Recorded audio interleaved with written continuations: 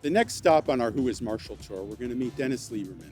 Dennis and his family have been involved in the Dayton area for years, and for me, Dennis is sort of a mentor.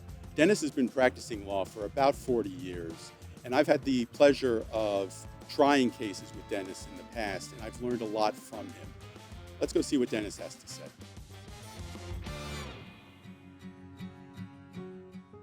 I know Marshall because he and I got to know each other very well when we tried several death penalty cases together. And when you try a death penalty case, you get to know your co-counsel very well.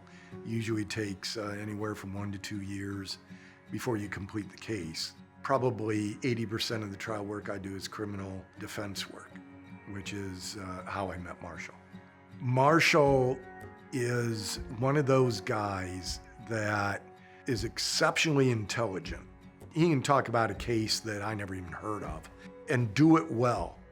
And yet he's really down to earth.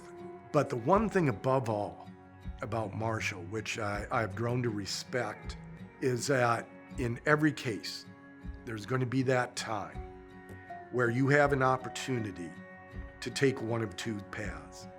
One would be the path of not being completely honest. The other is the path of doing the right thing.